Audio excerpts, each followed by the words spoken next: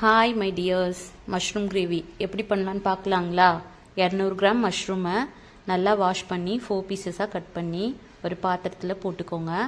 அதில் குழம்பு மிளகாய் பொடி 1 ஸ்பூன், கரம் மசாலா கொஞ்சம், சிக்கன் மசாலா கொஞ்சம், காஷ்மீர் சில்லி பவுடர், மஞ்சத்தூள், உப்பு, அதுக்கப்புறம் இஞ்சி பூண்டு பேஸ்ட்டு ஒரு 3/4 டீஸ்பூன், அப்புறம் 2 ஸ்பூன் கர்ட் ஆட் பண்ணி நல்லா மசாலாவை கோட் பண்ணிக்கோங்க. மஷ்ரூமில் நல்லா கோட் ஆகிற அளவுக்கு பெரட்டிக்கோங்க.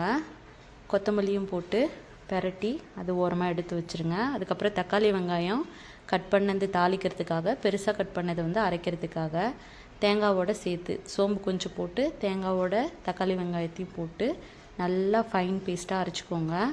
ஒரு குக்கர் வச்சு அதில் எண்ணெய் விட்டு ஜீரகம், 2 கிராம்பு, ஒரு ஏலக்காய், 2 பட்டை, ஒரு பிரிஞ்சி இலை போட்டு பொரிஞ்சதும் வெங்காயத்தை போட்டு நல்லா வதக்கிக்கோங்க. கருவேப்பிலை, வெங்காயம், அப்புறம் தக்காளியை போட்டு வதக்கிக்கோங்க. தக்காளி சீக்கிரம் வதங்கிறதுக்காக உப்பு ஆட் பண்ணியிருக்கேன்.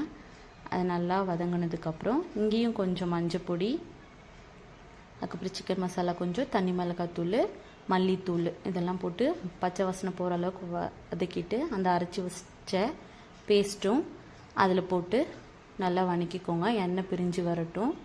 வதங்கினதுக்கப்புறம் தண்ணி விட்டுக்கோங்க. உங்களுக்கு கிரேவி திக்காக வேணும்னா கம்மியாக போட்டுக்கோங்க தண்ணியை. எனக்கு இட்லிக்குன்றதால கொஞ்சம் லைட்டாக தண்ணி மாதிரி தான் வச்சுருக்கேன். அது கொதி வந்ததும் நம்ம கோட் பண்ணி வச்ச மஷ்ரூம் ஆட் பண்ணிக்கோங்க. ஏன் கோட் பண்ணேன்னா மசாலா நல்லா ஏறணுன்றதுக்காக தான். நம்ம இதிலே போட்டு வணக்கலாம். வணக்கினோம்னா அந்த மஷ்ரூம் அப்படியே சுருங்கின மாதிரி இருக்கும். இப்படி போட்டோம்னா அப்படியே முழுசாக இருக்கும், நல்லாயிருக்கும் சாப்பிடுவோம். அதுக்காக தான் இப்படி கோட் பண்ணி ஆட் பண்ணிருக்கேன். நல்லா கலந்து விட்டு கொதி வரட்டும். அது வரைக்கும் வெயிட் பண்ணலாம். சூப்பராக இருக்கும். இது இட்லி, தோசை, பூரி, சப்பாத்தி எல்லாத்துக்குமே சாப்பிட்லாம். சப்பாத்திக்கு பூரிக்குன்னும் போது கொஞ்சம் திக்காக வச்சுக்கலாம். இட்லிக்குன்னும் போது நல்லா பெரட்டி சாப்பிட்ணும்ல, அதனால் லைட்டாக தண்ணி மாதிரி இருக்கட்டும். கொதி வந்துடுச்சு. இந்த ஸ்டேஜில் மூடி போட்டு விசில் போட்டு ஒரு 2 விசில் விட்டு எடுத்துக்கலாம். ப்ரெஷர் இறங்கினதுக்கப்புறம் ஓப்பன் பண்ணி பார்த்தோம்னா செம்மையாக இருக்கும். பார்க்கவே எவ்வளோ சூப்பராக இருக்குது பார்த்தீங்களா கிரேவி.